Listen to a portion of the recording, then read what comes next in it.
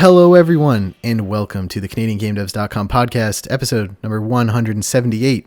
This is going out February 22nd, 2021 for patrons, February 24th for everyone else. This is a weekly show covering all the games made in Canada and the people who create them. My name is Steven. It's spelled with a PH and an A, so you think it's Stefan, as most people who read that name I've ever met in my entire life do, but it's actually supposed to be Steven. Asked my dad about that one. Joining me this week, of course, the other main dude behind CanadianGameDevs.com, Steven, but we say Steve, and no one's ever been confused. Isn't that right, Steve? Yo, what up? Yeah, pretty sure. I've never been confused. I've never been confused either, and yeah, if anyone was going to be confused, it's the two of us. So yeah, exactly. It's like a who's on first thing, but with Stevens. We also had like 6 Stevens join this week. I saw that. Let me even go through just these today, Stevens here. We today had even someone... Steven. Wait, and then Amish changed their name to the Stevish, like Amish. Well, we got some other Stevens in here. Anyway, there's a lot of Stevens in the Discord now. Turns out, not a very original name, but that's okay. I forgive your father and mine. I didn't name my kin. Steven, no, yeah, so. Good. Yeah, we got to end the cycle here, Steve. Do you think are people naming their kids after themselves anymore? Like how, like I wouldn't name my kid Stephen Crane the second. Yeah, people do that? I hope not. I feel like the junior is crappy. Once you get third and fourth, then that's pretty sweet. But you know what I mean? Like being Stephen Crane Jr. is lame, but then when that kid has Stephen Crane the third, I feel like that sounds better. That does sound cool. Yeah. It's like Game of Thrones stuff. Yeah, but then you need to have a kid who, has to take one for the team, basically, and have, like, the lamest part of the name. Well, Steve, CanadianGameDevs.com, there was no segue there, I'm sorry. It's supported by our amazing patrons over on patreon.com/CanadianGameDevs. You can back us there for Discord perks, 2-day early access to the podcast, game giveaways, which are now in a big, beautiful spreadsheet organized by our main man, Mr. Stephen Crane. Thank you, Steve, for putting that together. So now, if you become a patron, check out one game a month from that list. We'll give to you. These are games we've acquired from various charity bundles and humble bundles, and some of them are Canadian, some of them aren't, but it's just something like we do for our patrons as a thank you. You also get discounts for Canadian gaming events, shout-outs at the end of every episode, and then all of you helping us do what we do. I also want to say a huge thank you at the top of the show to Pixelnuts_Alex and Aaron McLeod for increasing their pledge. Thank you so much, guys. We really appreciate it. And shout out to our 2 new patrons, CG and Mao Solomon. One of these people is in our Discord as Thanagor. There we go. Trying to break into the animation scene in Toronto or anywhere else in Canada, really. So if you are in animation, want to hop in our Discord and talk about that, that'd be cool. And at our top tier, Steve, we will plug anything you want on the show for as long as you're a top tier supporter, like our main man, Eric Beer, who you can see all of their work at thebotbook.com. And Steve, we had a meeting with him this week. They're looking for people to sponsor upcoming Game Slice 2021 happening in the fall. So you can reach out to Eric and see how to get involved in that, which will be a digital event this year. They're still working it out, but you can sponsor at different tiers to get your name on all the stuff going on there. I had a friend, Nick, we played Apex together. He went to Game Slice last year, and he said it was awesome. So there's a bit of a scoop right now. Scoop? That one game dev, Remy Ismail, whatever, he's back on Twitter. Oh. And it looks like he posted like a public, like an apology, basically. Huh. Oh yeah, there he is. Hey, he still follows me. Thanks, Rami. But he released a game on Vita that has 2 trophies that are glitched out. So forever shame. But anyways, you can read. It's a 6-minute read on Medium. I'll give that a read after this. We did talk about that a bit on Discord this week. Well, it was related to the 6 Days of Fallujah thing. Yeah. Anywho, yeah, it's a thing. But anyway, sorry. Check that out. Plug for some Indigenous supports at the top. You should, if you are as upset about all the Indigenous people across this great land being brutally fucked over by white people and the government and just garbage, you should check out ways you can put your money where your mouth is. Land Back Lane in Ontario, gearing up for a big winter push to stop building shit on the land that we said they could have, but we insist on building shit on. I don't know. The Watuta and VC fighting against the pipeline and the RCMP snipers that get deployed against them, even though they don't have any guns, but whatever. And the Micmac out here in Nova Scotia getting ready for another lobster season next year, and are currently 2 men have been tried or are charged with burning all that shit down. Charged? Charged is when like they got him, right? And now they're going to go before a jury of their peers or whatever. Yeah, like they're charged with whatever, but they're not guilty or like they're innocent still, technically. The police are like, we think these people did it, and we're going to try and prove it in court. Yeah, exactly. You're charged with that. So they will hopefully face justice for that, or I guess hopefully justice is served or whatever. I saw the video, Steve. They torched it. Anyway, you can also watch Night of the Indigenous Devs up now on YouTube if you want to support Indigenous movements through their art, which is a good way to do it, Steve. Mm-hmm. All right, I got some jobs to plug at the top of the show. I am finding this week a paperwork sound effect that I'm going to play at the end of this. So, 3, 2, 1. Sego Mini is looking for a data engineer, Unity game developer, and talent acquisition manager in Toronto. Pop Reach in Vancouver is looking... Wait. But there was an update to the Sego Mini one. Oh, who are they? Are they looking for more or less? More. They are looking... It's an internship, which is great because we get emails all the time and messages just be like, I don't know shit yet. Where can I intern? Like, That's how I got started. There you go. So they're looking for a Unity game developer intern and a Unity technical animator. These are 4-month paid internships. I know that's another thing. Is there unpaid internships? Yes, now? there's still unpaid internships. So this one is paid. Good. So you can check I updated the posting. So good work, Sego. If you're a junior, very junior, pre-junior, you want some good 4 months of learning some dope shit, you can apply there on the website CanadianGameDevs.com. So /jobs. Yeah. Pop Reach, looking for a lead game programmer, senior game designer, user acquisition manager, and product manager out of the Vancouver studio. Sleeping Giant Interactive, also in Toronto, is looking for a character animator rigger. And Stitch Media, also in Toronto, looking for a Unity game developer. You should check out all these jobs on the site, CanadianGameDevs.com/jobs. We post them in the Discord, post them on Twitter. 2 events to plug for you, Steve. The iPrentice is kicking up this week. This is a career fair for emerging Black professionals and students put on by Interactive Ontario. It's happening February 25th to 26th. So if you consider yourself or want to be an emerging Black game professional or student, you should check out that opportunity. They're calling it an apprenticeship because it's like digital apprenticeship, I guess. And Dames Making Games Toronto is having their annual general meeting at the end of the week. Go be a member. Go check it out. Paper shuffle sound effect. You got one more event? I got 2 more events. Oh, 2 more. I'm slacking today. There is no. Because we got the. Are you on this email? It might just be me. It's just me. So it's actually my secret. Oh, secret event. But not really secret. It's a Valorant competition from Red Bull. Okay. Valorant is... Which one's Valorant? The Riot Games hero shooter. No, not hero shooter. Yeah. Wait, it's the one that's like CSGO, but with heroes with powers. I see. It's not just... Okay, yeah. So the call for entries for Red Bull Campus Clutch, the biggest global Valorant post-secondary tournament, is officially open with 3 qualifiers, open to all Canadian students, taking place on March 27th, April 10th, and April 24th. The competition challenges students, gamers of all levels across the nation, to team up and compete on the world stage to create history for the university, their province, and their country. To enter their exciting global event, students must rally their team of 5 and register to complete across 3 phases: qualifiers, national finals, and world finals. Steven, I've never played this game. In fact, I didn't even know this game. We should get 3 people and enter. We need students, Steve. We're not students. Well, you're a new student of the Unity. I'm an unofficial student. Yes, I still have my student card I use to get groceries cheaper. Oh, really? Does it still work? Yes. If you're listening and you work at the Sobeys on Fenwick Street, please don't snitch.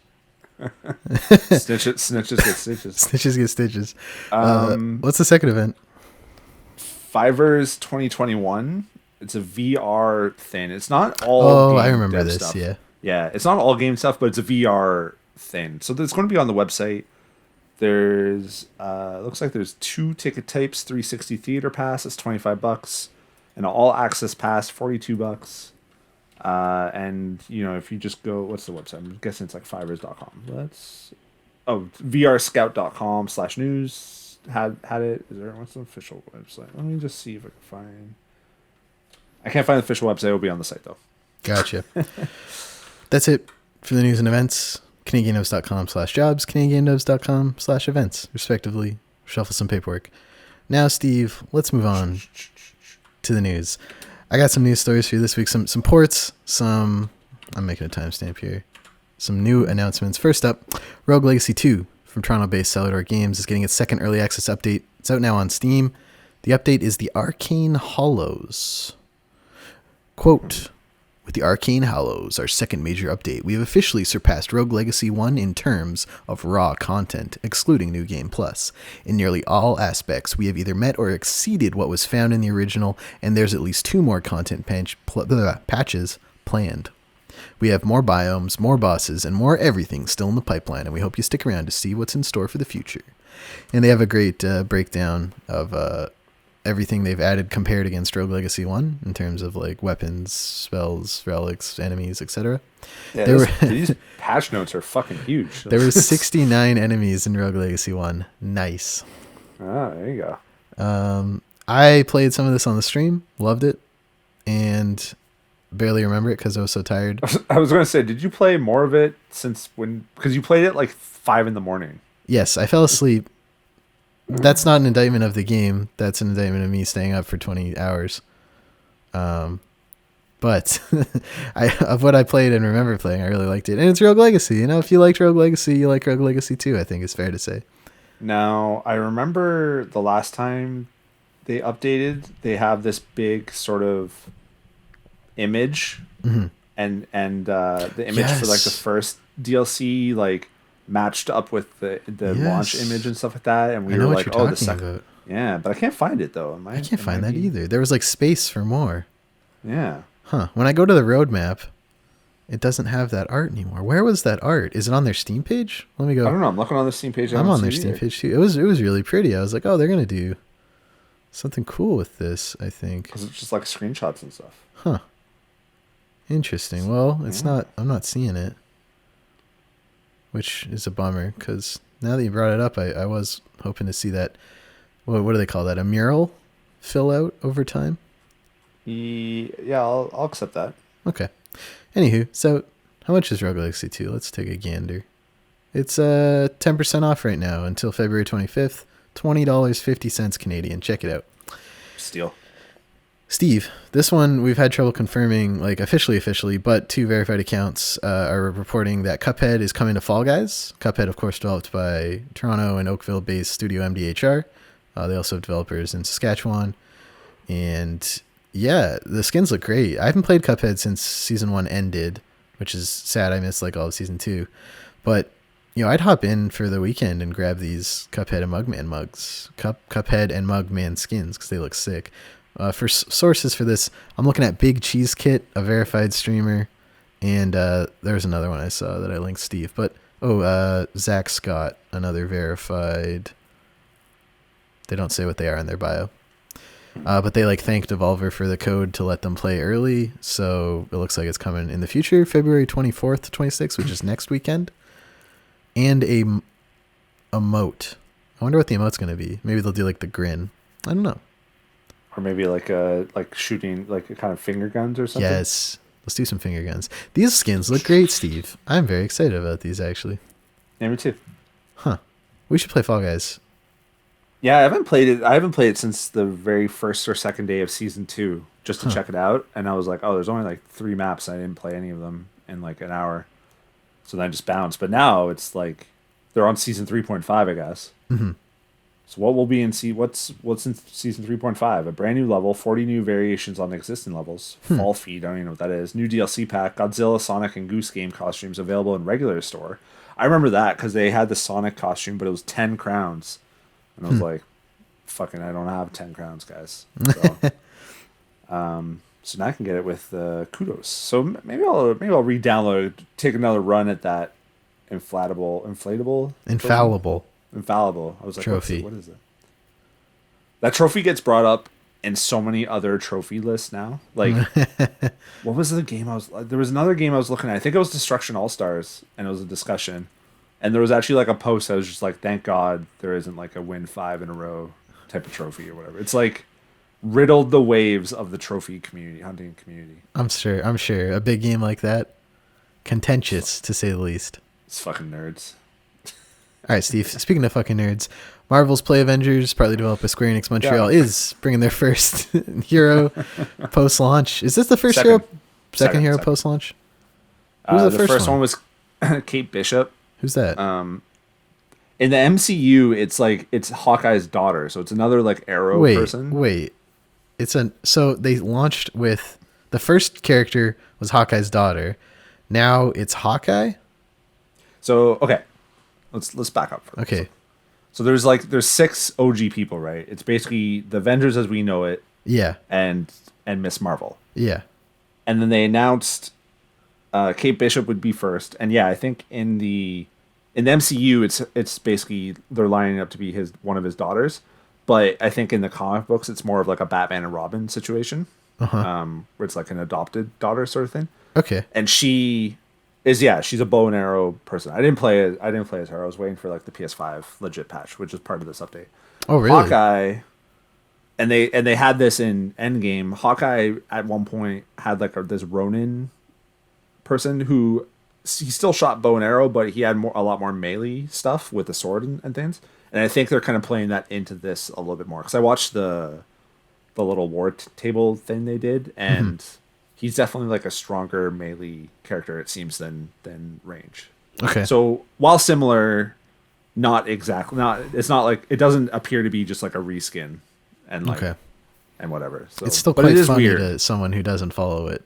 For sure. It's very strange because, like, Kate Bishop was delayed, too. So I feel like there was supposed to be... And, like, they even had a trailer... They had, like, a war table thing, like, shortly after... who's Black Panther in the movies? Chadwick Boseman. They had a thing, like, the week after he died. And so they showed the Black Panther thing, and they're just like, at the last minute, we had to change this due to like these situations, Wakanda forever or whatever. So I feel like maybe he was supposed to be kind of in the middle, and broke it up, but then they kind of like had to like adjust things. Spider-Man's also still coming, so it is weird to have like 2 Archer characters back to back. But I'm excited to dive back into this, especially with the PS5 update. So what does that entail? Just faster loading times and I don't even care about the like better graphics and stuff because I'm playing on my old like 1080p, like it's like a 12-year-old TV in my mom's basement, so I don't even care about the better graphics or anything. Now all I care about is resolution. All I care about is frame rate and like load times, and I think like both of those cases, because sometimes Avengers would take like legit 4 or 5 minutes to load into a map. Oof. It was big oof. And apparently on the PS5, like just the playing the PS4 version on the PS5, like it's much better. And then this will like basically, there was a little like chart that showed what was kind of in the PS4 version on PS5 and then the legit PS5 version and like the resolution stuff like that. And one of the like there was 2 checkboxes and one was like faster load times and PS4 was checked on, and then like significantly faster load times and PS5 was checked on. Yikes. Yeah. You gotta spin it somehow, Steve. Yeah, exactly. It's like, well, we gotta tell them somehow the things are better. So ooh. But I'm excited. So when's this? March 18th. So March 18th, I'll jump back in. No, they didn't do new trophies for Kate Bishop either, so that's a little disappointing as well. Steve. Yep. These next 3 are for you.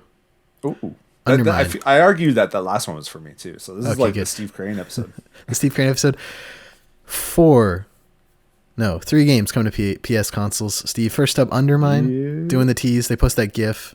That's all the GIF. They take the PlayStation logo, put it on the Thanos gauntlet, along with Switch, Steam, and Xbox, and then the pixel guy opens his mouth. It's a good GIF. You did a good GIF, Undermine. I like it. Yeah, it was a good one. Yeah, it makes sense. And Steve's going to get some trophies in this, I'm sure. It makes sense that's coming to PlayStation. It's a good game. And I haven't played on Switch. They gave us codes. I feel bad. I always feel bad when they give us codes and we don't play. So Undermine, co-developed by a Vancouver-based developer. It's a team of 2, one in Vancouver, one in Seattle. Came out last year on Game Pass, Switch, and Steam, and this year on Switch and PlayStation. Last year, Game Pass and Steam. And yeah, check it out. Get some trophies, Steve. Yeah, it's sweet. Game Pass. And Game Pass. I mean, it's still on Game Pass too. So like, if you want to play it, that's the way to play it. But I'm excited. Mad Devils, Steve. You might not know about this one. It's being developed by Itzy Interactive, which I believe is in Alberta. Alberta. Where is Itzy Interactive? I found it. It's in Edmonton, Alberta. Okay, that's why I had to say with Calgary. But I was right about Alberta, so I'll count that as a 50%. Mad Devil, Steve, looks rad. It reminds me a lot of, I don't know if this is a good comparison, but like those Housemarque games where like it's super zoomed out perspective. You got your health bar, you got your abilities, and you're just kind of like mowing through enemies. The premise, for those who don't know, a team of elite GIs sent on a mission to stop the maniacal Major Strauss and foils plans to summon an army of demons to turn the tide of World War II against the Allies. So it's essentially like, what if Doom was done by the Nazis instead of a company, you know? Which I dig. That's such a cool. Such a cool idea. Yeah, I like that premise a lot. I'm excited for this, and I think it has because The news is that it was originally confirmed for Steam, but is now coming to PlayStation 4, Xbox One, and Series XS this summer. No news about PS5. Oh, so sorry about that. But I assume if you get it working on PS4, it usually works on the PS5. But this one won't be like a PS5 version of it. Yeah. Are you going to play this with me?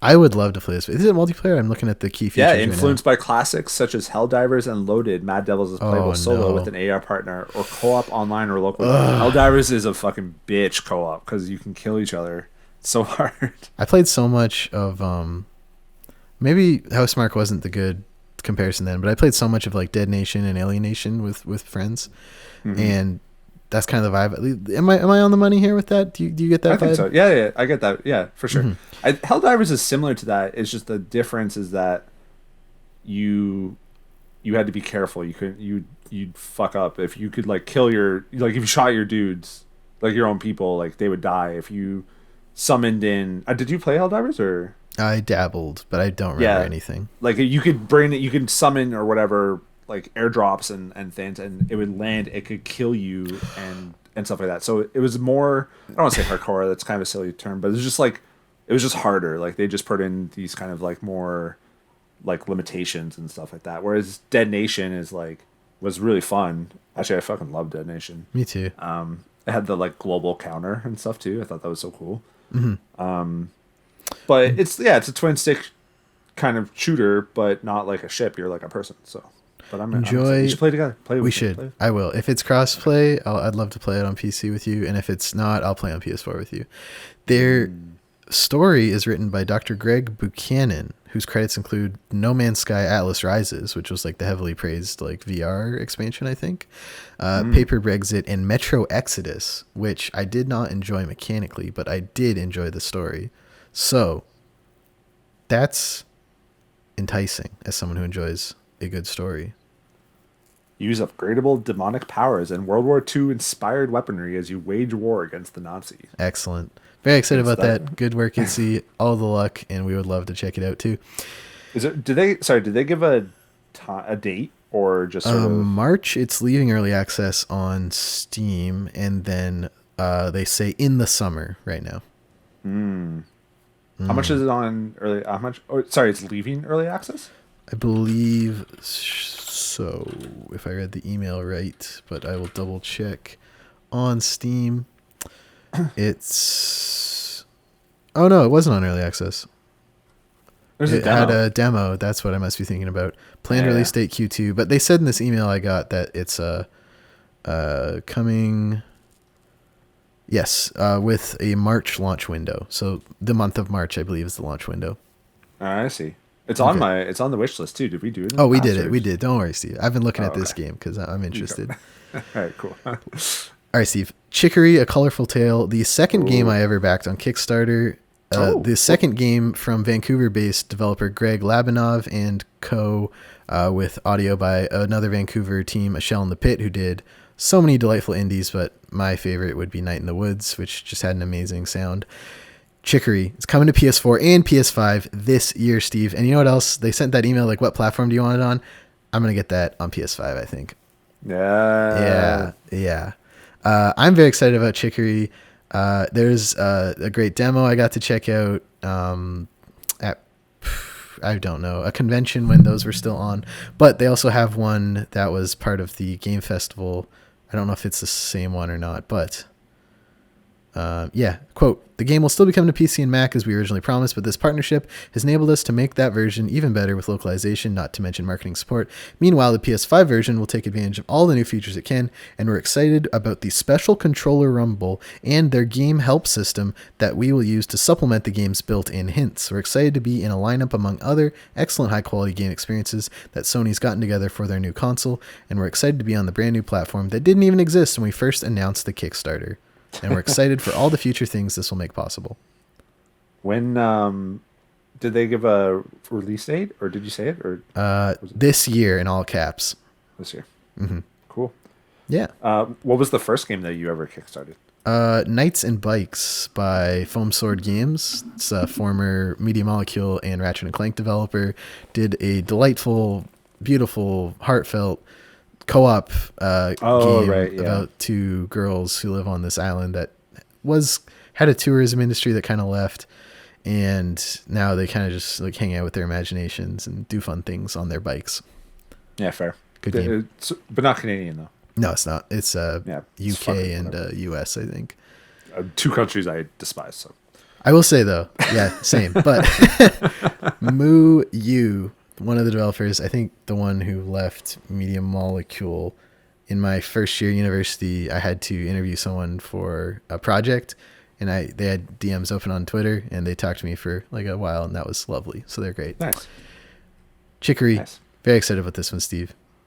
Me too. This year. That's sick. I always love super colorful games, and I mean that is like this game. It's literally in the fucking title. So I'm pretty excited for this. And you showed I think we did this Steam wish list as well, right? This has been a wish list. We also covered it when they announced Finji would be publishing, which makes sense. They're in the same circles. Finji published Night in the Woods as well, so that makes sense too. Nice. Last game on the news this week is Lemon Cake from the delightful Eloise in Montreal. Lemon Cake is out now on Steam. We have acquired a copy of Lemon Cake that I want to stream because I'm very excited about this game. It was announced in the Wholesome Direct last year, which was such a delightful trailer. There's basically 3 parts to this little bakery you're running. You actually grow the food, you bake and assemble, and then you like serve it like Diner Dash style.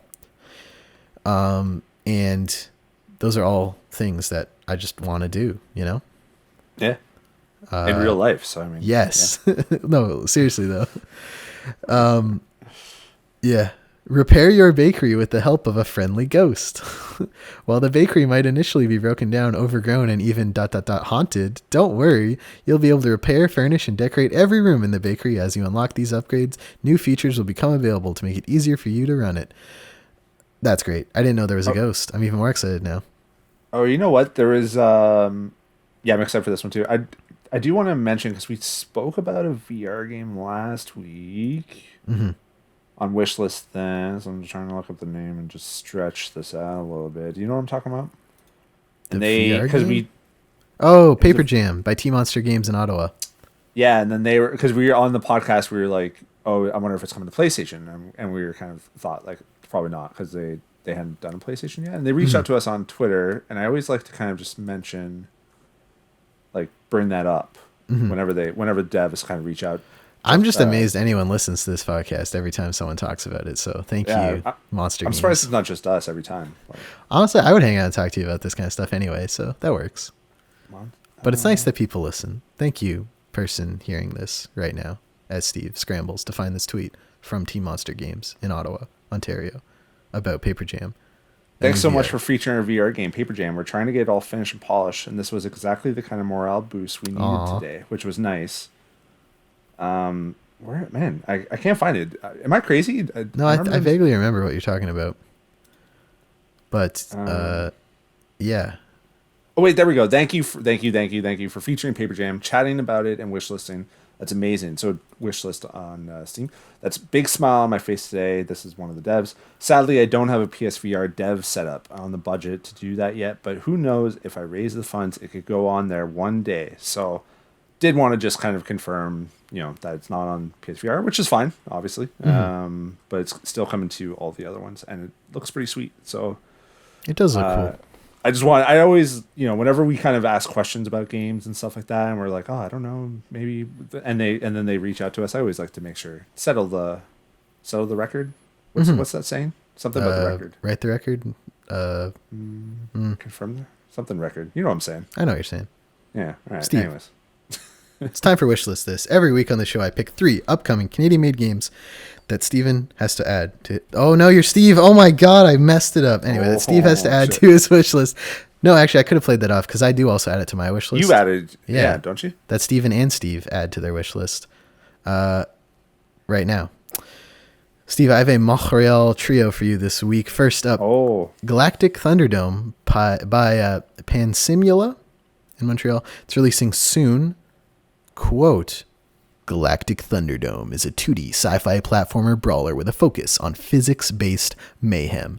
Best your friends with a vast array of weapons and gadgets in a world rich with emergent gameplay, explosive antics, and bloody remains. This looks like a lot of those, not looks visually, but kind of feels like a lot of those early Flash games where it was like kind of chunky effects when you die that just kind of like rolled around on the floor. And you're kind of like moving around this 2D space, sort of like almost jousting and shooting at each other, trying to like kill the other person. I dig it. And then when you die, it's like a bunch of guts that go everywhere. Yeah, and they actually like stay on the map too, like all the blood and stuff. Like if you check out some of the things like Meat Boy. Yeah. And it's like kind of kooky 2D physics or whatever. Because it's like coming up as like similar to Lovers in Dangerous Space-Time, which I think is more of that's like a 2D physics kind of fun time. This looks actually really sweet. I'm just watching the trailer. It's got not sure how many players. Well. It's got split screen LAN, and it'll support the remote play together feature, which means if you and a friend both own this game, you can play it with them, which is something I've done for a couple games. It's like a Steam issue that's kind of like, I've never had it consistently work really well, and a bunch of my friends haven't either. But when you do get it to work, it's great. And it's a way to like do co-op with somebody without having to do online servers and everything, which is why a lot of games do it. It looks rad. Oh, it says up to 8 players. There we go. What do you think, Steve?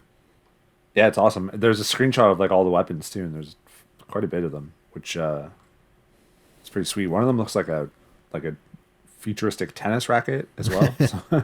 So I'm liking this. I kind of like, because of that and the characters and stuff, I'm getting a little bit of Worms vibe just in the sort of like humor of it. You know what I mean? Goofy weapons. Yeah, goofy 2D, weapons. competitive. Exactly. Physics-based. Exactly. I'm getting everything you're putting down. Additionally, we can offer you excessive cartoon gore, chaos, emergent gameplay, a nearly unlimited skill ceiling, tears of joy and anguish, features that used to be bugs. Awesome. All right, Steve, I got to ask. Is Galactic Thunderdome from Pansimula Games in Montreal on your Steam wish list? Yes, it is. And it's coming soon. So. Coming soon. Next game today on wish list this, Steve. I had to go back to my document. Time Bandit by Joel Jordan in Montreal. Releasing 2021, you can wishlist it on Steam. Quote, a game that takes time, a dark life sim that unfolds slowly in real time. Solve puzzles and pull off stealthy heists to steal back from the evil corporation that is trying to take over control of time and make you work for them forever. A story of life, death, fear, and revolution told through low-poly cutscenes. How much do you love that premise? That's terrifying, Steve. That's just how it be now. It's pretty. I mean, that's just real life, really. I don't understand the sci-fi-ness of it. Seems like it's just what I've been doing the last 10 years.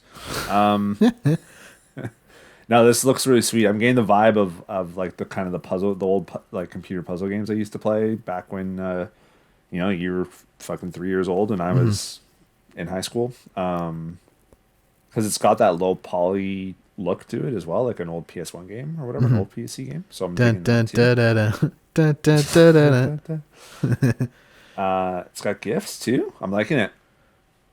I also like it. So this seems to be a mixture of you're doing some puzzles, like block pushing puzzles, stealth sections where security cameras are trying to find you. You can go prone, crawl around. The camera will like pivot to like directly above you, so it's aerial, and then go to like sideways, kind of actually like Metal Gear. There's cutscenes with like characters talking to each other. It does have also like that like someone calling you in. There's like a face Yeah, the on Metal Gear each Solid side. Raid. The metal. I'm Yeah, getting a lot of Metal Gear vibes, Steve. yeah, that's fair. A story of political intrigue. The first part of a story about life, death, fear, and revolution is sci-fi, capitalist, post-apocalyptic Huh. apocalypse, told through low poly cutscenes and radio conversation inspired by early cinematic games. Yeah, I'm that's gonna go basically Metal Gear on that one. Yeah. yeah, very Metal Gear. I gotta ask Steve, is Time Bandit from Joel Jordan in Montreal on your Steam wish list? Yes, it is. Excellent. Last game today for Wish. I love the name, by the way. Time Bandit's a Good name. great name for a game. It's good. Yeah, good name. Good name. You know what's also a good name? King of the Hat, Steve. We've talked about this a bit on the show. It was originally launched on Discord store Oh, that's several years ago, right. but I'm pulling it. I'm pulling an audible here. Steven gets to do this because it's the segment I put together. It's coming to Steam, so there's now a Steam wish list option. This is by Business Corp Incorporated, great name for a company as well, in Montreal. Quote, King of the Hat is a chunky party game where you play as pixelated characters who throw hats at each other, jump on your friends' hats to win, and protect yours at all costs. I played this game at EGLX in 2018 or Canadian Game Expo, one of those ones in that year, and I loved it. I played as the dishwasher or laundry machine, which is the heaviest, but you drop fastest. So the premise is you're trying to land on the opponent's head to like crush their hat. If you crush their hat, you win. I think you can also knock their hat off. It's been a while since I played it, but it is a really great party game to play with your friends. And now is getting onto new platforms, which is really exciting. Steve, what do you think? Yeah, it's pretty sweet. It's actually on coming to Switch as well. Really?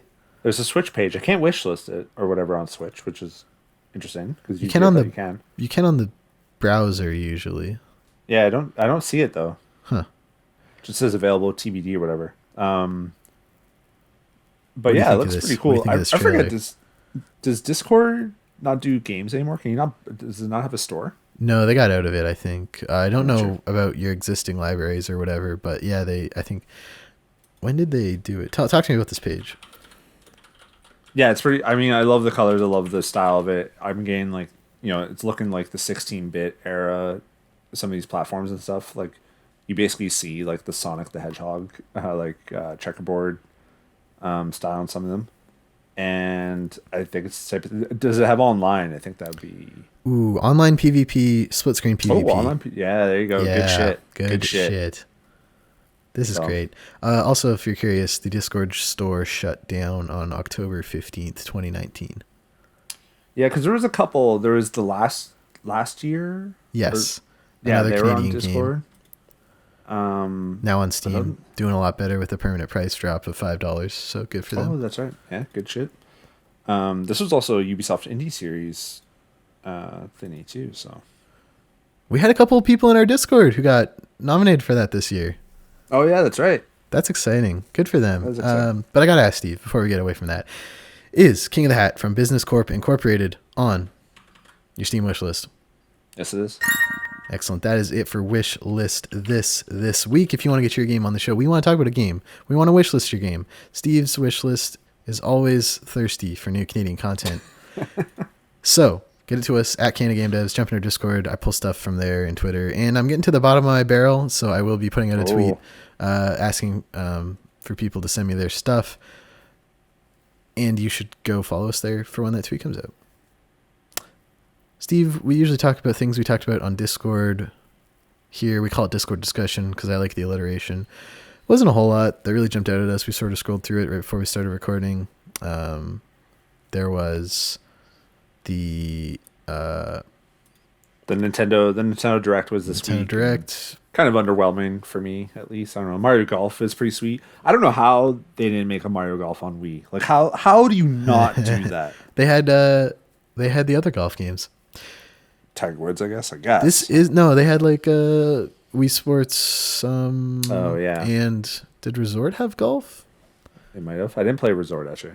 This golf game's not developed by Nintendo. It's one of their external studios. Oh, is it? Mario Golf. Yeah, just like how the Next Level Games in Vancouver does Luigi's Mansion. Retro does Donkey Kong and Metroid Prime 4. This Super Mario Golf Rush is being developed by... Can you imagine if they're Canadian? Oh, Camelot. They aren't Canadian, are they? No. Camelot made... I think... Hold on. He's holding. Camelot is a Japanese video game developer established under Sega CD4. Yeah, man. Camelot... Oh, fuck yeah. Camelot made Shining Force on Sega Genesis, which is a very well-known kind of RPG for them. But then they also make Golden Sun, which were fucking tight Game Boy Advance RPGs. Like, really, really good. And then I think there was a DS one, which I actually never got a chance to play. It came out during Steve's poor time, which, it's making a comeback. But Mario Golf, like... I didn't play. I haven't played Mario Golf since like N64, but I always loved it. I pulled out the Mario Golf for N64 last year because when I set up, I got a new TV last year and it came with this cord. And I was like, "What is this?" And I was like, "Wait a minute!" And I pulled out my N64 and like it was like an adapter that goes to like a single. I don't know the name of the port on the back of the TV, like 3-to-1.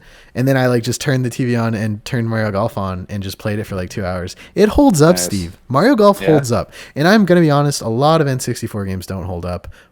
But as someone who played it a little bit when I had an N64 or when my aunt lived with us and had an N64 and hadn't played it since then, I don't have any of the nostalgia I do for like Mario 64. Playing Mario Golf fairly fresh in 2020 held up. And nice. This was developed by Camelot as well as Mario Tennis Aces, which I also liked. That was 2018 on the Switch. Mario Golf World Tour on 3DS I played, also really liked that one. So they have a couple winners in my books, so I'm pretty excited for Mario Golf Super Rush actually. Yeah, same. It's just like it was the only thing out of that direct that I was excited for. I was excited for Skyward Sword, and we talked about that on Discord. But then like Nintendo's kind of just being greedy with the pricing, so it's just not surprised. Heather that direct was out the other day. Very weeb focused, I would say. Yeah, and it was kind of like it wasn't very. They didn't really announce a lot of like Switch only things. Like a lot of the things that kind of got announced, then a follow-up tweet would show up and be like, "Oh, Ninja Gaiden, a collection is also coming to PS4 and Secret the Sega Frontier, which actually is pretty sweet that they're porting that because that was a PlayStation RPG that I never got a chance to play, but I had a friend who loved it, and so I'm actually kind of excited to maybe give that one a shot on PS4, but. It all followed like tweets where it's just like, this is coming here too. So I don't know. I watched it and I was like, that was the first direct since September 2019. Like they'd done Smash Directs, they'd done like tune in for 5 minutes about Paper Mario, but that was the first like Nintendo games focused direct they'd done in like 2019, 2020, almost 3 years. Yeah, I know. It's kind of weird. That is kind of weird. So anything else from Discord jump out at you this week? No, I don't think so. I'm kind of getting a little bit more involved in the game dev channel, like game dev general, game dev resource and stuff, because I'm trying to learn Unity, and obviously you got a fucking steep hill. You got to start somewhere though. I started from the bottom, and I'm still there, but in 2 years maybe I'm not. So look forward to my game. I'm excited for your game, Steve. 2023, I guess. I don't know. Q4 2023.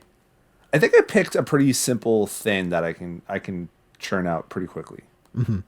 Yeah, that's some of the advice. I got to get these interviews out, Steve, but one of the advice I keep getting from people is do small things really quickly. You have like 100 bad games in you before you get to your good game. Yeah.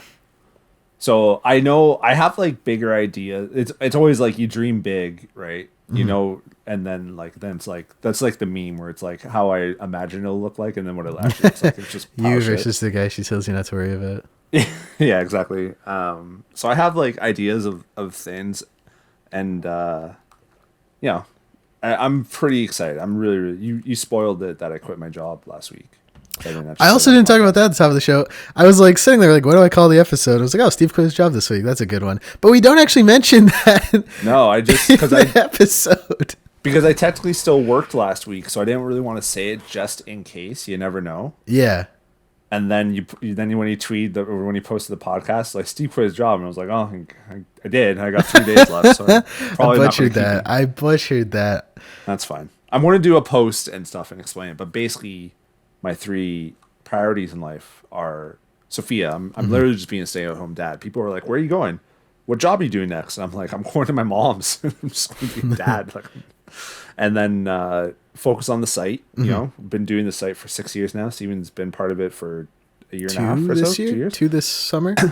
It's crazy. And and I never really had the opportunity to kind of just do it and not have like another job focus. I did have that for a few months, and then I could only be jobless for so long in Toronto, but I could definitely be jobless in Owen Sound way longer. And then learn Unity. So those are like kind of the 3. That's so awesome. Because really, when I was working, I was in the Toronto tech scene for so long, and by the time I was just like, "Fuck, man, I don't care about this." And we talked about this, and I was just like, I don't want to. I'm having way more fun just trying to do Unity tutorials and like Hello World in Unity than I have at my job for the last like 6 months. So I was like, this is a sign. It's a sign. And living with my mommy. I'm in my basement right now, the same place I played, such classics as Final Fantasy X and even like before that. I was playing on the floor, on the carpet, and playing on the TV or whatever. And Heather was like, "Why are you sitting on the floor?" Because I was like, "This is how I used to play when like consoles had like controllers with cords because I wasn't far enough." That's awesome. So I'm feeling pretty good about things. But that's not. We didn't talk about that Discord. But really, I'm just kind of trying to be more involved with the Unity scene. Do you know? And this is an open question for anyone. If there's like Unity meetups and sort of like just like chats and presentations and stuff like that, because You Can Games in Toronto used to have that. Steve, we cover the Dames Making Games Unity Club first week of every month. You can do that now. All right, I'm next week. Next week. Well, next week for people listening to this. Actually, I don't know if they've announced the next date. Hold on. No, Unity Club was February 8th. But they'll probably announce it soon then. But yeah, it'll be something like that. And now you can start going to these events, Steve. Go to Game Audio Club and ask about Unity audio stuff. No, fuck Game Audio. No, they're fun. Go to a... I'm just playing. I know you're playing. Jake knows you're playing. I always used to tease him that I would just listen to podcasts while playing games. Oh, man. That's it for, I guess, our Discord discussion. Why don't we wrap up by telling me what you've been playing, Steve? I'm very interested to hear what you think of the medium. You were singing its praises on Twitter. Yeah. Well, I feel bad. I feel like I always go first. Did you play anything this week, or are you just Mr. Sentience and Apex Legends right now? Yeah, I've been playing Apex like every other day with my friend, get a couple dailies and hop out, but yeah, man, it's just our game comes out Friday. If people want to wishlist it, that's kind of what I'm doing. Just fixing bugs, trying to get it. Steve, it's coming in hot. I say that a lot, but it is coming in hot. We have deadlines we have to hit. We have obligations, so it's just a resource thing. But yeah. I last week you heard me stressing. I've transitioned a little bit into cautiously optimistic because I saw a couple people play the demo, and everyone keeps saying it's like Assassin's Creed multiplayer, and I love Assassin's Creed multiplayer, and I've also been staring at this game for like a year or more now, so I hate it. But the people keep saying that, and it keeps making me happy because I love Assassin's Creed multiplayer. Someone said it was like Assassin's Creed multiplayer meets Among Us, which I guess like the sci-fi setting, you're completing tasks. I was like, sure, I get that. Yeah. But yeah, so yeah, I've been playing my game like 8 to 10 hours a day, like our game. Sorry, the team at Red Meat's been putting in a lot of hours, getting ready for launch this Friday, and yeah, I've been playing that a lot, and some Apex. Yeah, yeah, man. Leading up to a launch, I mean, I don't know, but leading up to like the completion of projects is always like a stressful, busy, hectic time, and you know, I'll. So when is it? Thursday is when it comes out. Thursday, the 25th. Thursday is Yes. 25th. All right, I'll play it, man. Day one. Thanks. Yeah, I'll hop on with anyone who wants to play it with me because We should stream too. We should stream it. yeah, we could play some multiplayer together. We were on the front page of the Game Fest, which was fun. Had a couple hundred people watching. Yeah, nice. That was fun. But yeah, so Nice. to answer your question, play a little bit. I play like a little bit of Apex like before crawling into bed, and then Yeah. get up and work. But yes, talk to me Cool. about the medium, Steve. Yeah, so I this was like a benefit of going into a game, right, where I knew nothing about it. I just knew that it was a psychological horror thriller game. I didn't know if there was combat. I didn't even know really what kind of like camera it was or anything like that. I just knew that, and that they boasted the fact that like this was the first Xbox Series SX game only, right? And they're saying like that was only possible because they would have this duality of like the spirit world and things. We kind of talked about that where it's like games had that in the past, but never at the same time. You had to like kind of go to specific warp zones. Whereas this, like, you're literally like playing, like it'll split the screen in two, and it'll show you like both the kind of, I forget what they actually call it, but the spirit world and then like the real world. And also not knowing anything about the game didn't like mentally prepare me, because I started playing it, and I think I mentioned this, where it's like the first like person you're talking to is your dead foster dad. And you know, as someone who has a dead dad, I never know how to say that. And I actually even like feel like I had like a spiritual like conversation with him one time, and I won't go into details about that there, but like I feel like I did talk to him one time. And so like the start of this game, I was like not ready for that, and I was like, oh fuck, I can't play it. So I finally got in the right mood to get past that. I even like went on Reddit to be like, oh, like, is your dead dad like your mentor, like chilling with you the whole game or whatever? Or is it just this small part? It's just a small part at the start. Basically the story is like you go you get this phone call, it's like creepy, and you're kind of taken to this this resort, this post World War II resort,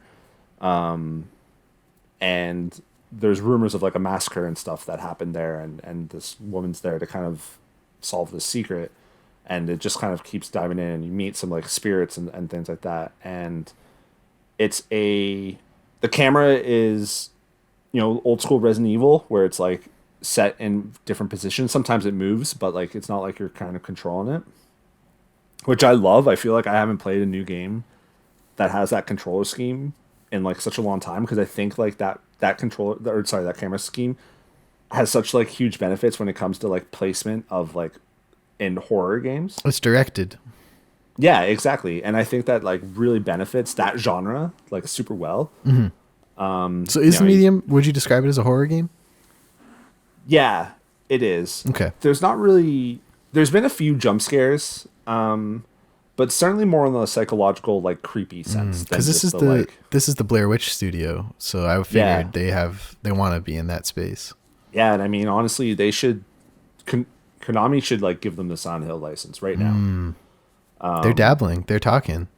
Yeah, I mean they would have big shoes to fill because everyone was like on PT's dick for so long, but I think the studio could do that series justice. And I'm not even a big fan of Silent Hill, but I think the studio could do pretty well. But it's pretty sweet. There's no combat. You are kind of going through this resort and just solving like puzzles, and sometimes you got to, you know, flip between the two worlds or whatever. And it controls actually surprisingly well, despite the fact that your character is kind of duplicated, and there's like parts in the spirit world that are blocked off, and then so you can't like enter it or whatever. And they have like some mechanics around that. And you know, I bitched about Death Stranding last week because the story just like made no sense. Like she explains things, and it's just like I feel like it's like writing 101, where it's just like some weird shit happens and she just like talks about it, and she has like this inner monologue, and it's like really well written and really really good. Is it an inner monologue, or is it like a Nathan Drake outer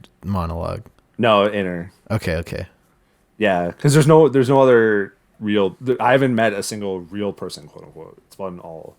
There's Huh. like a spirit that kind of comes up and you like talk to them because and the rules of the world are just like really really interesting. Like this game is I'm just like really digging this game. The other thing that kind of happened again, not knowing the story, and I won't spoil it, but just like it I guess it like triggered me having like a dead father, but then it also has just recently triggered me being a father to a girl. Mm-hmm. So I'm just like, oh man, this game is like pulling on strings. Like it is really, it's like it's going for some gut punches for It's sure. affecting At you. least yeah. And I'm like, oh, AFFE. but it's good, man. Like I played it for like 5 hours last night. I think I'm pretty close to the ending. Like it seems to be wrapping up. But it is. I'm really, really, really liking it. Is it a And, contender? for game of the year? I think so. Yeah. Oof. I It's only February. That's exciting. I know. I'm just like pleasantly surprised. I just went into the game kind of like in the right mindset of just like not really knowing that much about it. I feel like if I had watched some trailers and stuff and got a sense of the story, it wouldn't have like the same kind of impact. And I guess I kind of ruined that for people. But I like it a lot, and there was even a moment, and it made me just giggle about Death Stranding because there was a moment where there's sort of this they do sort of similar. I'm blanking on the first person horror game where you have to run away. Outlast. Outlast, thank you. They have some Outlast moments where you're kind of like sneaking around and trying to like hide from the big bad monster. And that always took place in the spirit world. And then, I guess minor spoilers, it happened in the real world, and I was like, oh man, I was like, why did that happen? And she like literally thought, wait, why is that happening? I was like, thank you. Like I'm on the same page as you. This is great. Nice. So it's awesome. Like A glowing recommendation. yeah, I'm thoroughly enjoying it. And it's I think I'm close to being done. I'll probably finish by the time next week or whatever, but it's on Game Pass, man. Like I think I don't know, you're not really into because the other thing with psychological thrillers that have kind of always like bugged me is that like especially with like Evil Within, Silent Hill, like sometimes they just don't make sense. Evil They Within don't makes no sense. Yeah, they just don't do a good job at explaining like the weird shit that's happening in their world. And this one certainly has a little bit of that, but they're doing it's a much better job than like Evil Within, where I remember playing Evil Within and being like, okay, I think this is what's happening, and then like It's all a half hour later, dream. be Or like, like you have no yeah, idea. I'm like, I have no idea. Like, I'm just completely lost, and I had to like read the Wikipedia article afterwards. I'm like, I feel like they failed as writers. So it's sweet. I want to play Blair Witch Project because I'm just now kind of standing for this studio. Bloober. Great name. Yeah, did you play Blair Witch? No, I at all, watched or- so for horror I kind of like Patrick Klepek over at Waypoint. And I read his review, but he was a big fan of the movies, and he said like yeah, it was like Blair Witch is his favorite movie, and that might have like he had a high bar and didn't really connect with the game. But from other stream I watched, it did seem kind of meandering. You're in the woods for a lot of it, and it was kind of like middling reactions, I'd say, to Blair Witch. Nice. But yeah, I don't know much else beyond those impressions. The one thing I will say, and I don't know if this is Xbox Series S problem, is when because of the two things I'm guessing, some of the loading of the assets in the game is delayed. So you'll pick up a note and it'll be blurry for a second or two, and then and it actually like pops up and you can hit a button to read it, similar to like Last of Us and stuff. But like it's that happens like a few times where things are just blurry and then like kind of pop in a little bit. And I don't know if that's a Series S problem and if that's fine on Series X, but that's really been the only like it's not even like a big complaint. Games are hard. Games are so hard. Yeah. I mean, I'm not, it hasn't like, it's not like when I was playing Fallen Order, Jedi Fallen Order, and like the lightsabers wouldn't be matching up in this huge epic battle. And I'm like, well, this just takes me out of the experience because it's just like the lightsabers are like 5 feet apart and it doesn't even make sense. It's not really doing that, but it's really like the only kind of tricky thing. I'm just so happy like with the camera. I'm just like, oh my god, like Yes. why are they making more games like this? Like everything has. I love Because Resident Evil there's 2. a design ethos right now, Steve, that players need all the options. They need to feel like a superhero. They need to be all powerful by the end of their skill tree and everything. That like it just needs to be all player control. And I hate that. I hate the player, and I want you to champion the fixed camera, Steve. Yeah. Yeah. You know what? Fuck my 2D game. I'm making a 3D. No, you're not. No, you're not. No, I'm not. I'm not. I think you would like this, man, because I think there's like, it's also, you know, I don't think it's very long. Like I played it for 5 or 6 hours last night, and then before that, like an hour, and I feel like according to the achievements, I'm like maybe 60-70%. So I feel like it's a 8-9 hour game, and just like kind of, you know, comes in. You play it, does what tells you a story, and then like bounces. Good. Like, I think you would dig should. that. I do. Yeah, I think you would. I'd be interested to hear. Should I play it with Tori? Does Tori like psychological, yes, scary-ish things? Yeah, I think so. Okay, good. Yeah, I would. Yeah, I'd be interested to hear your take as someone. You know, because there's certainly like personal experiences that are like having this game is having a bigger effect on me. Mm-hmm. Than if I had played it like 5 years ago. And that's not to like gatekeep or anything. I just mean like the way I'm playing it is just like it's hitting certain emotions in my body where I'm just like, oh my god, fuck, why do I have to talk to my dead dad? Why can't I do that? So I'd be interested to hear what you say, because I think you actually would dig it, because it also, like you said, there's no skill tree, there's no combat, you're not like leveling up, there's not numbers that are popping up. Good. You don't have like shotgun for some reason or whatever, like you don't know how this game ends, Steve. Yeah, that's true. Imagine if it's just like Uncharted, like it just does kind of like a 180. You're dual wielding shotguns, getting out of the where are you? Like a ski lodge? It's like a like a post World War II resort, like an abandoned resort for families after the war, sort of thing. Okay. Because it's like. I think it takes place in like Poland or something like that. Like it's not so. But you know, Steve, I'll download it, and if I'm living on unemployment next week, I'll play this game. So that's a good one. Yeah. So what else did you play, Steve? Play a little bit of Sea of Thieves. I haven't played that since like 2 years ago. Sea of Thieves is a contender for like my favorite meme to come out of a game in a while. You know that one where he's like, Captain, and they look and like the other boat is coming up a rock and landing on them, and then the Pirates of the Caribbean theme comes and it's like da da da da da da da da da da da, and they're like, oh shit, we have so much treasure. If people haven't seen that clip, I'm gonna make a note. I'm gonna drop that in the show note because everyone should see that. But that's my like. I like that because those people are into it. There's fun things happening. The 2 or 3 times I've played Sea of Thieves, nothing fun like that happened. Yeah, that's fair. I feel like it's the game is like really beautiful on Series S too. Like I haven't played it in a long time. Oh, the water. Water, Steve. I'm like, oh, this game looks really, really good and runs really well too. I don't know. I was just kind of taken aback, but the water looks great. Like you better have like good looking water in a pirate game. Absolutely. Like seriously, like. Contender for best video game water, Sea of Thieves. Yeah. So I think it is like it's like your experience quality depends on like who you're playing with. So like I was playing with a buddy of mine and like 2 randoms, and those randoms happen to be good, and it's just like fun piratey thing. And I kind of enjoy this like living vicariously through other people, because it's like this is how I felt with GTA 5 and like some other games where it's just like I don't know anything, and my friends are like way farther and they know what they do and they have better gear and better stuff. Like GTA 5, I only ever played with a friend who fucking bought V cards and just had money in the game. So he had the flying car that he could shoot missiles. So it was great. That's I didn't pretty have to grind awesome. for anything. And Sea of Thieves was similar, where my friend just like had played a long time. He's like, oh yeah, I'm a level 5 epic pirate. And I was like, I don't know what that means, but cool. Sounds good.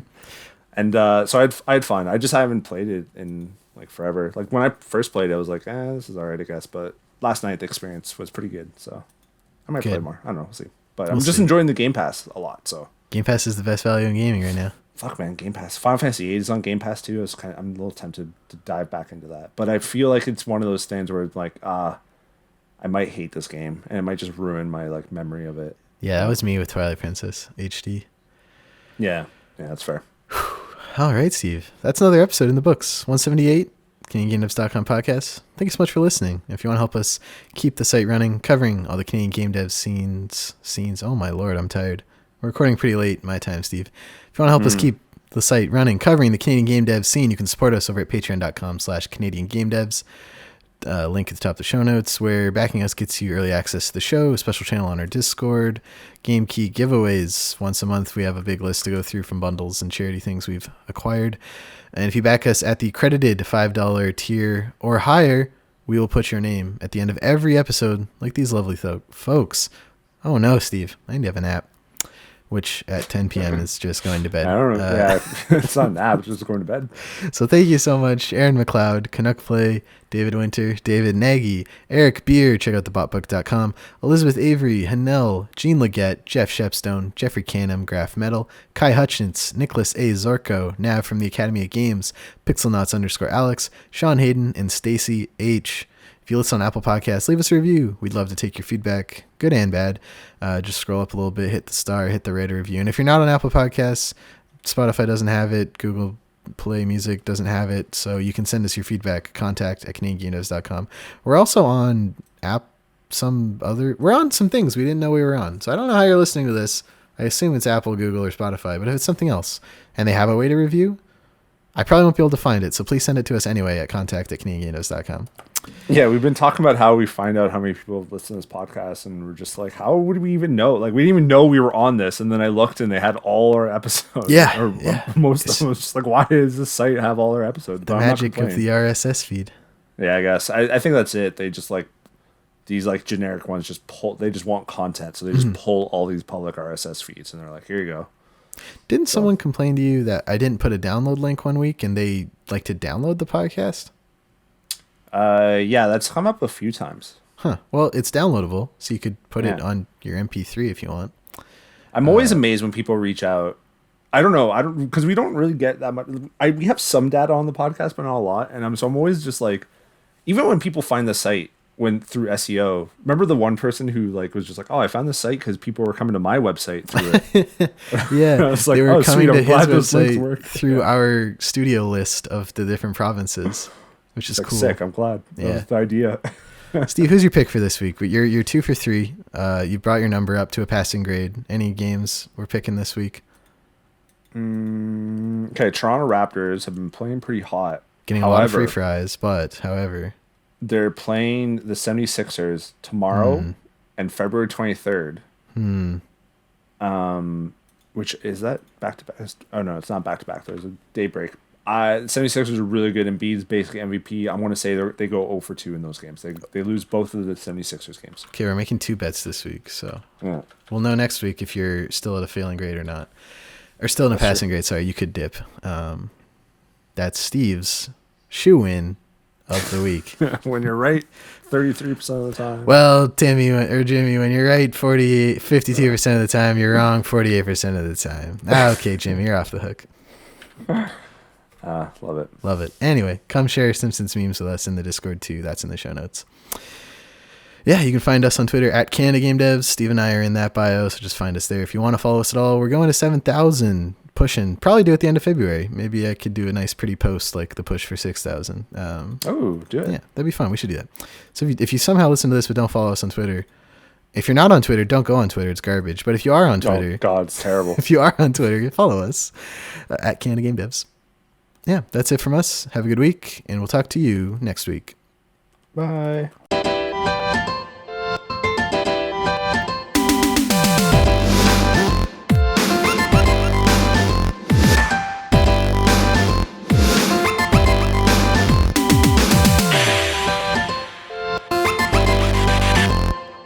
The time will pass away. You can either spend it creating the life you want or spend it living the life you don't want. The choice is yours. Unknown. What else has he done? Or she. Women can have stupid quotes too.